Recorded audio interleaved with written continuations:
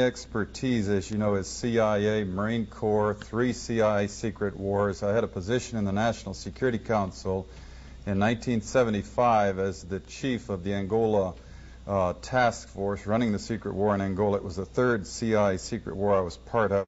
The National Security law creating the National Security Council and the CIA, as you know, was passed in 1947.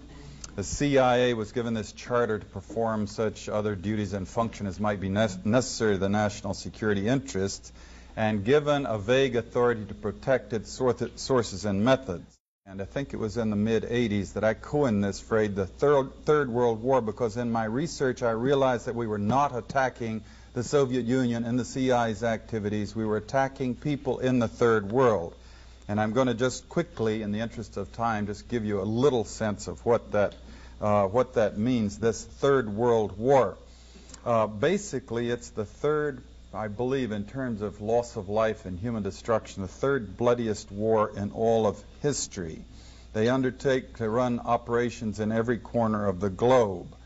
They also undertook the license of operating just totally above and beyond U.S. laws. They had a license, if you will, to kill, but also they took that to a license to smuggle drugs, a license to do all kinds of things to other people in other societies in violation of international law, our law, and every principle of nations working together for a healthier and more peaceful world. Meanwhile, again, they battled to convert the U.S. legal system in such a way that it would give them control of our society.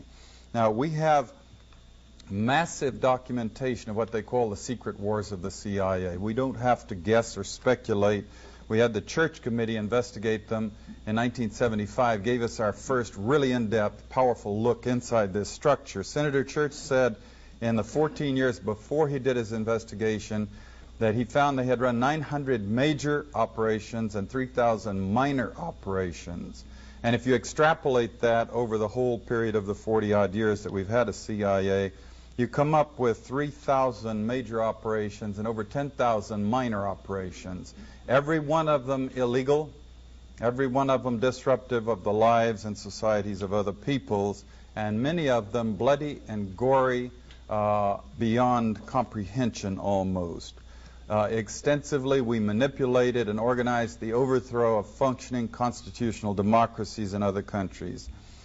We organized secret armies and directed them to fight in just about every continent in the world. We encouraged ethnic minorities to rise up and fight, people like the Mosquito Indians in Nicaragua, the Kurds in the Middle East, the Mongs in Southeast Asia. We have organized, and we still do, and fund death squads in countries around the world, like the Treasury Police in El Salvador, which are responsible for most of the killing of the 50,000 people just in the 80s, and there was 70,000 before that. And orchestration, CIA secret teams, and propaganda led us directly into the Korean War. We were attacking China from the islands, Quemoy, Matsu, Thailand, Tibet. A lot of drug trafficking involved in this, by the way, until eventually we convinced ourselves to fight the Chinese in Korea, and we had the Korean War, and 1 million people were killed. Same thing for the Vietnam War, and we have extensive documentation of how the CIA was involved at every level, or the national security complex, because it's a very cooperative thing, into manipulating the nation into the Vietnam War. And we wound up creating the Golden Triangle, in which the CIA, Air America airplanes were flying in arms to our allies and flying back out with heroin. We launched the largest, this is something that Jimmy Carter did, Admiral Turner brags about it, the operation in Afghanistan. Biggest single operation, I'm told, in the history of the CIA's secret wars. And sure enough, very quickly we produced the Golden Crescent, which is still the largest source of heroin perhaps in the world today. Trying to summarize this Third World War that the CIA, the U.S. national security complex with the military all interwoven in it in many different ways, has been waging. Let me just put it this way. The best heads that I coordinate with studying this thing, we count at least minimum figure 6 million people who've been killed in this long 40-year war that we've waged against the people of the Third World. These are not Soviets. We have not been parachuting teams into the Soviet Union to kill and hurt and maim people. especially not since 1954 when they developed actually a capability of dropping atomic weapons on the United States. They aren't British, French, Swedes, Swiss, Belgians. We don't do bloody, gory operations in the countries of Europe. These are all people of the third world. They're people of countries like the Congo, Vietnam, Kampuchea, Indonesia, Nicaragua, where conspicuously they nor their governments do not have the capability of doing any physical hurt to the United States. They don't have ICBMs. They don't have armies or navies. They could not hurt us if they wanted to. There has rarely been any evidence that they really wanted to. And that, in fact, is perhaps the whole point. If they had had ICBMs, we probably wouldn't have done the things to them for fear of retaliation. Cheap shots, if you will, killing people of other countries of the world who cannot defend themselves under the guise of secrecy and under the rubric of national security.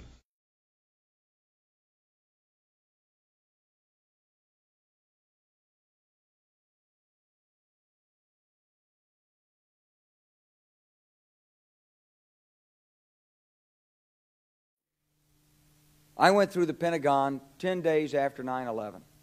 I couldn't stay away from Mother Army.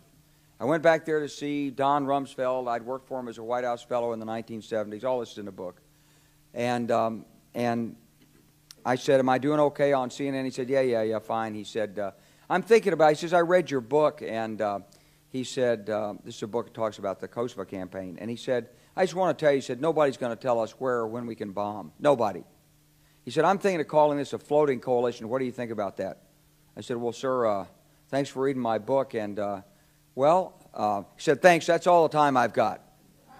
Really. And I went downstairs. I was leaving the Pentagon, and an officer from the Joint Staff called me into his office and said, I want you to know, he said, sir, we're going to attack Iraq. And I said, why? He said, we don't know. He said, I said, well, did they tie Saddam to 9/11? He said, no. He said, but I guess they don't know what to do about terrorism, and so they think, but they can attack states, and they want to look strong, and so I guess they think if they take down a state, it will intimidate the terrorists. And you know, it's like that old saying. He said, if the only tool you have is a hammer, then every problem has to be a nail. Well, I walked out of there pretty upset. And then we attacked Afghanistan. I was pretty happy about that. We should have.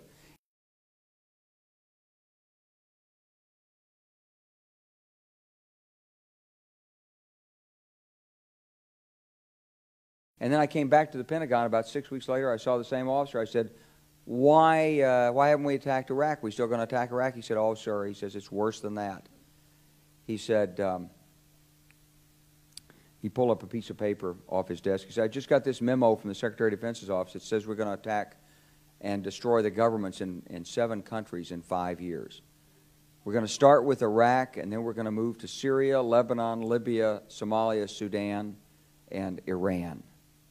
I said, 7 countries in 5 years. I said, is that a classified memo? He said, yes, sir. I said, well, don't show it to me. He was about to show it to me. He said, because I want to talk about it. And I sat on this information for a long time, for about 6 or 8 months. I was so stunned by this, I couldn't begin to talk about it. And I couldn't believe it would really be true, but that's actually what happened. These people took control of the policy in the United States. And I realized then, it came back to me, a 1991 meeting I had with Paul Wolfowitz. You know, in 2001, he was Deputy Secretary of Defense, but in 1991, he was the Undersecretary of Defense for Policy. It's the number 3 position in the Pentagon. And I had gone to see him when I was a 1-star general. I was commanding the National Training Center. I had met him one time. He said, if you ever get to Washington, come look me up. They always say that. Well, I was there in Washington. It was a Friday afternoon. I'd visited Colin Powell. He'd given me 5 minutes of his precious time and sent me on my way, and I was bored in the Pentagon. And I thought, I'll just go, who can I see? I think I'll see Wolfowitz. So I called, and up there, he was available. Scooter Libby came to the door. I met Scooter for the first time, and he brought me in. And I said to Paul, I said, and this is 1991, I said, Mr. Secretary, you must be pretty happy with the performance of the troops in Desert Storm. And he said, well, yeah, he said, but not really. He said, because The truth is we should have gotten rid of Saddam Hussein, and we didn't. And this was just after the Shia uprising in March of '91, which we had provoked, and then we kept our troops on the sidelines and didn't intervene. And he said, but one thing we did learn, he said, we learned that we can use our military in the region, in the Middle East, and the Soviets won't stop us. He said, and we've got about 5 or 10 years to clean up those old Soviet client regimes, Syria, Iran, Iraq, before the next great superpower comes on to challenge us.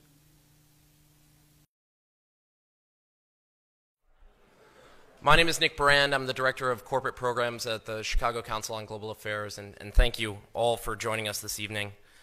I'd like to take this opportunity to welcome George Friedman to the Chicago Council. I believe it's his first time here, so thank you so much for being with us. The United States has a fundamental interest. It controls all the oceans of the world. No power has ever done that. Because of that, we get to invade people and they don't get to invade us. It's a very nice thing. Maintaining control of the sea and control of space is the foundation of our power. The best way to defeat an enemy fleet is to not let it be built. The way the British managed to make certain that no European power could build a fleet was to make sure the Europeans were at each other's throats. The policy that I would recommend is the one that Ronald Reagan adopted toward Iran and Iraq. He funded both sides so they would fight each other and not fight us. This was cynical. It was certainly not moral. It worked. And this is the point. The United States cannot occupy Eurasia. The moment the first boot sets the ground, the demographic differential is we are totally outnumbered. We can defeat an army. We cannot occupy Iraq. The idea that 130,000 men would occupy a country of 25 million. Well, the ratio in New York of cops to citizens was greater than we had deployed in Iraq.